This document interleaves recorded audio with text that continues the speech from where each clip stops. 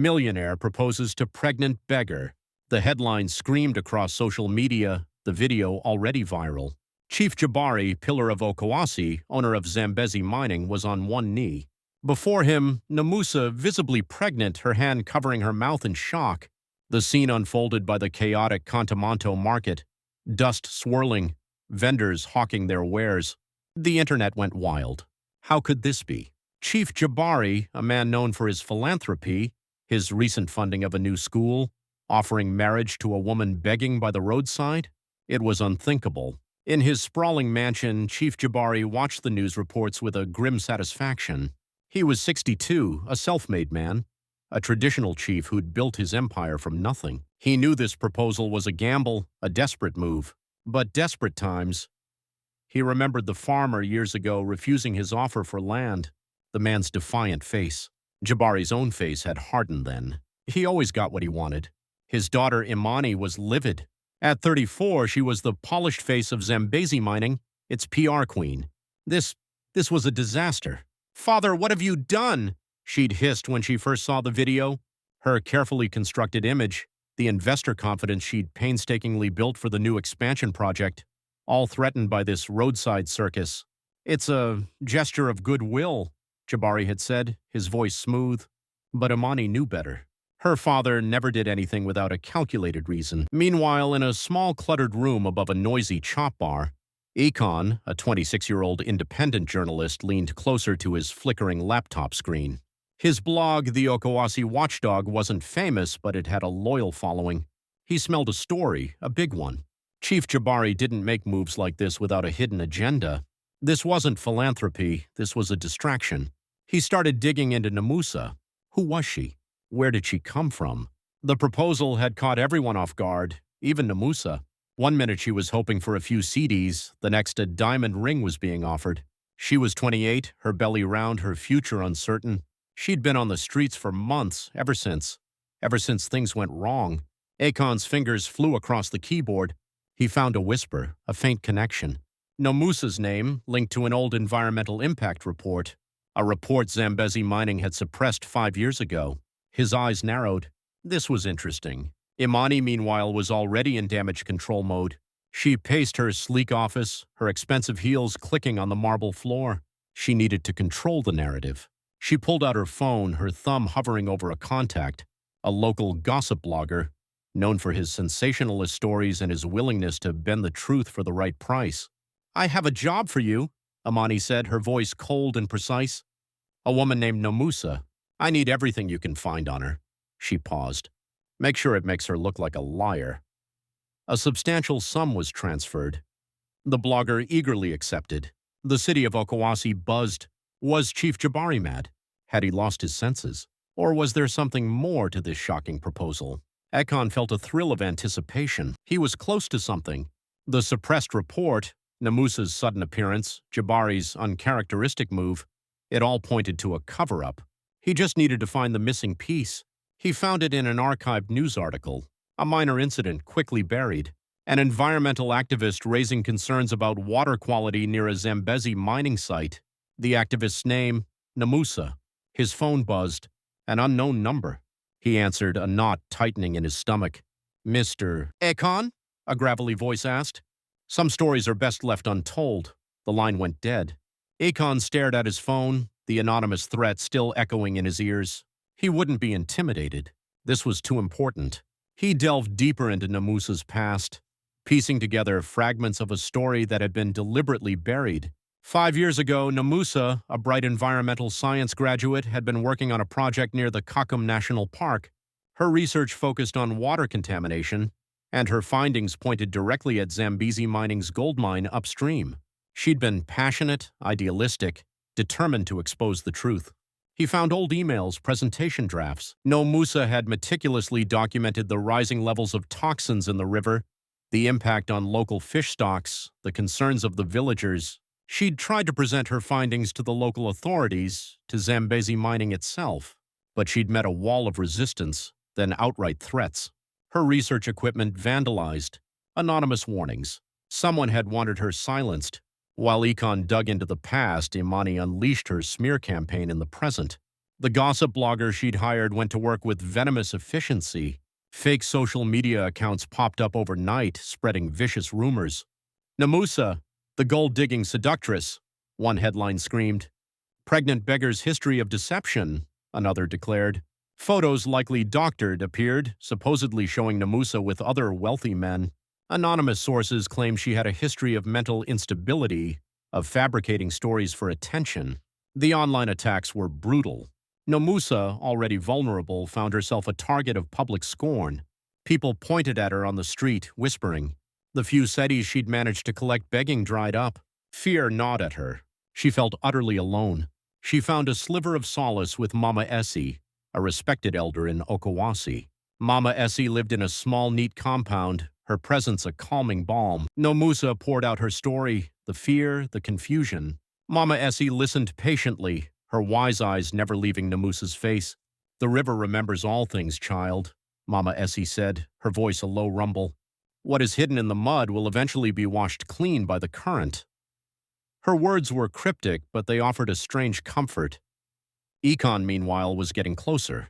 He learned about Kwame, a former Zambezi mining employee who had reportedly tried to blow the whistle on the company's environmental practices around the same time Nomusa was conducting her research.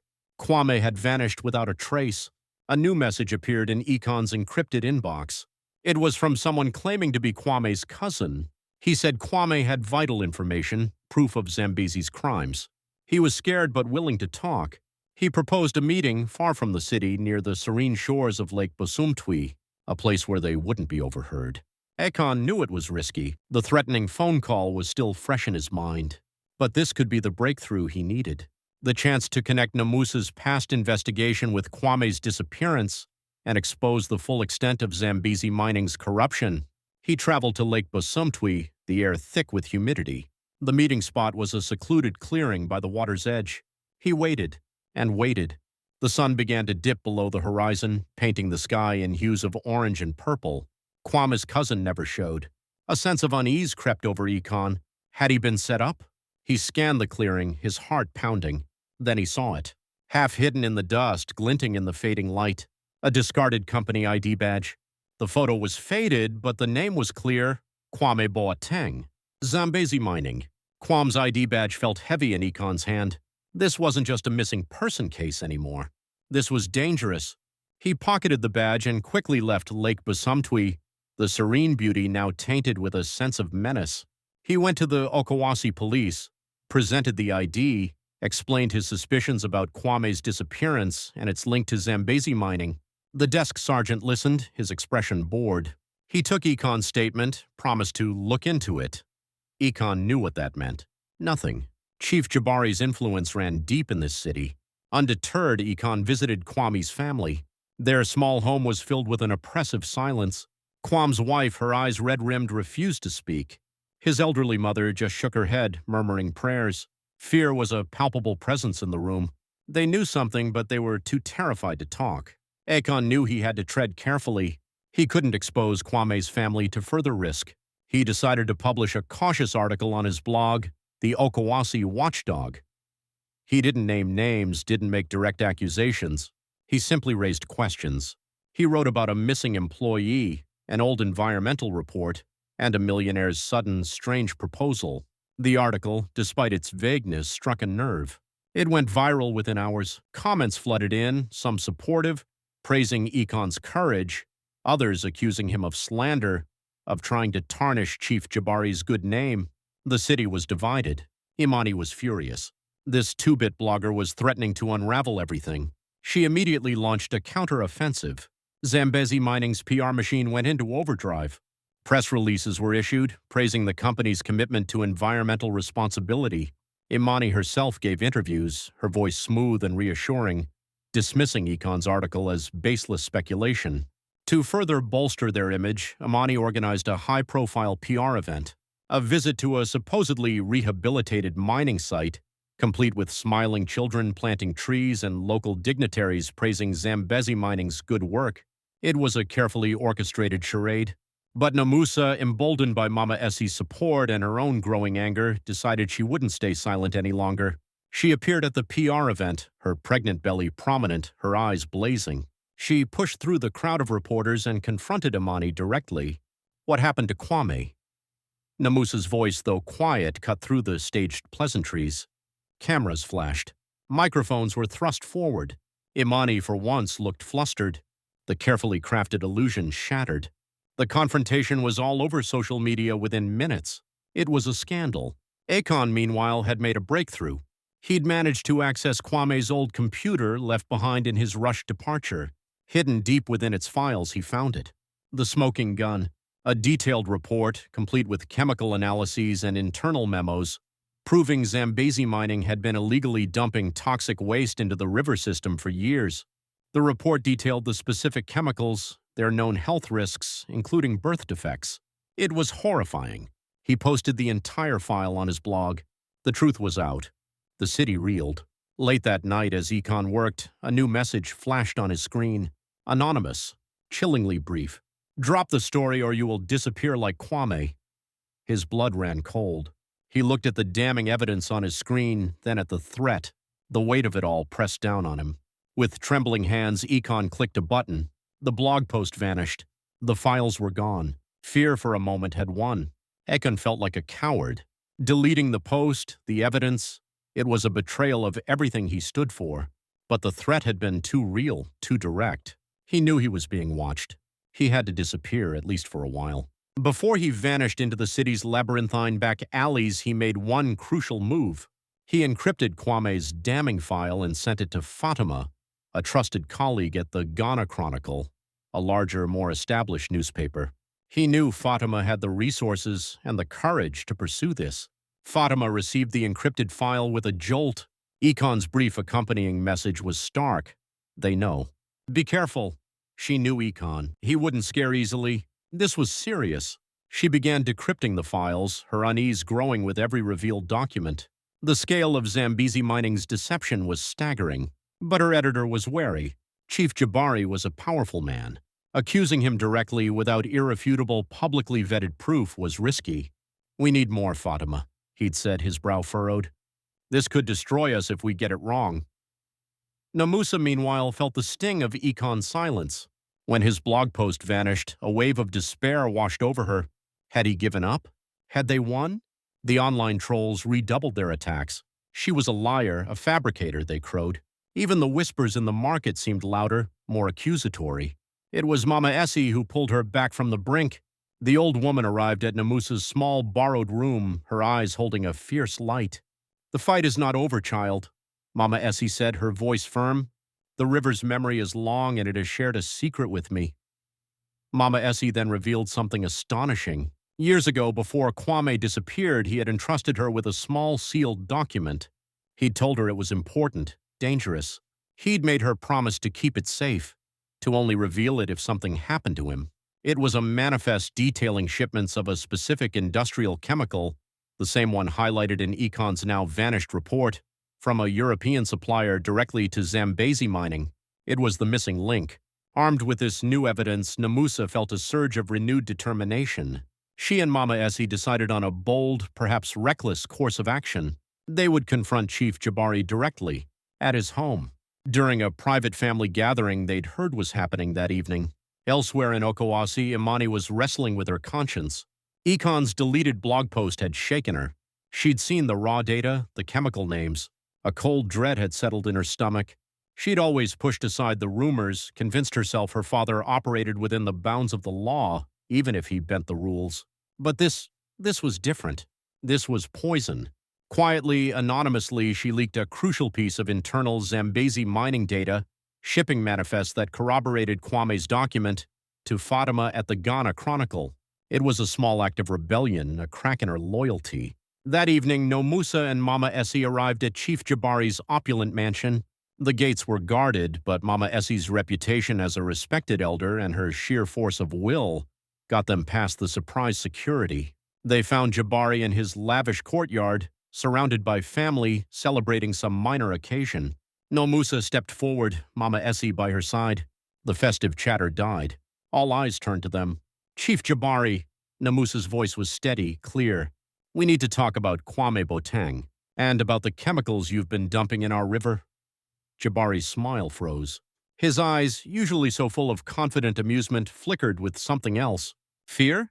Rage. He stared at the two women, then at the document Mama Essie held out. For a long moment he said nothing. Then, his voice dangerously low, he uttered a single command to his guards. Remove them. The guards moved quickly, roughly escorting Nomusa and Mama Essie from Chief Jabari's compound. But not before Nomusa, with a quick flick of her wrist, activated the recording app on the small, cheap phone hidden in her palm. The confrontation, Jabari's stony silence, his curt dismissal, it was all captured. Within an hour, the shaky video was online, spreading like wildfire. Public outcry erupted. The next morning, the Ghana Chronicle published Fatima's explosive expose, Econ's initial research, Kwame's hidden files, Mama Essie's damning document, and Imani's anonymously leaked shipping manifests. It all came together in a devastating indictment of Zambezi mining. The story detailed years of illegal chemical dumping, the direct link to birth defects in riverside villages, and the suspicious disappearance of Kwame Boateng. The European chemical supplier was named, their stock plummeting on international markets. Chief Jabari's carefully cultivated image was in tatters. The government, under immense public and international pressure, announced an immediate, full-scale investigation. A televised town hall debate was hastily arranged, a desperate attempt to show transparency. Chief Jabari was summoned. Nomusa was invited. Imani surprisingly agreed to participate. A representative from the Environmental Ministry, looking deeply uncomfortable, was also present. The atmosphere in the television studio was electric. Chief Jabari, usually so composed, looked strained, his eyes darting nervously. Nomusa sat with quiet dignity. Mama Essie in the audience, her gaze unwavering. The debate began, moderated by a seasoned journalist. Jabari offered platitudes, denied direct knowledge, blamed rogue employees. Mistakes may have been made, he conceded, his voice lacking its usual booming confidence. Then it was Imani's turn. Everyone expected her to defend her father, to spin the narrative. Instead, she took a deep breath, her face pale but resolute.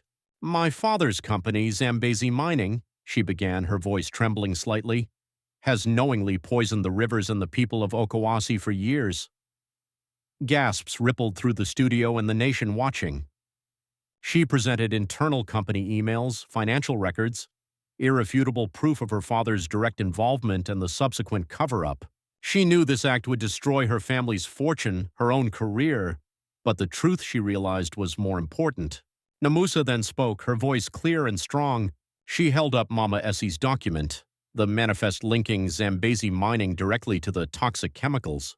She spoke of Kwame, of his courage, of his disappearance. Chief Jabari, she challenged, her eyes locking onto his. What happened to Kwame Boateng? What about the children born with twisted limbs because of your greed? Jabari stared, his face a mask of disbelief, then fury, then a dawning, chilling resignation. He offered no answers, only mumbled deflections. The Environmental Ministry representative, looking thoroughly cowed, stammered promises of swift action, of justice. Several months passed. The Okawasi River, though still scarred, was slowly beginning to heal. International aid had poured in, funding cleanup efforts. Chief Jabari faced multiple criminal charges, his assets frozen, his empire crumbling. The European chemical supplier was also under investigation.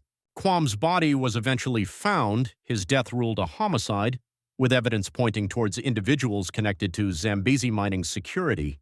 Justice, though slow and incomplete, was grinding forward. Imani, shunned by her old social circles, found a new path. She started a small consultancy, using her PR skills to help communities fight corporate malfeasance, a quiet atonement.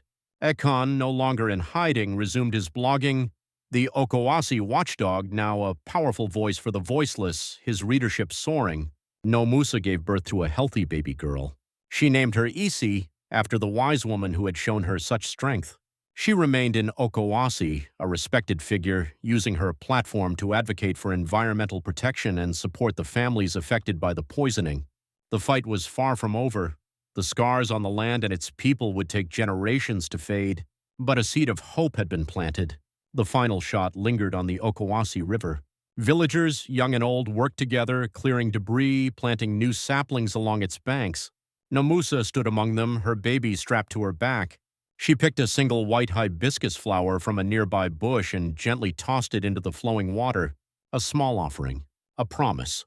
The people were reclaiming their river,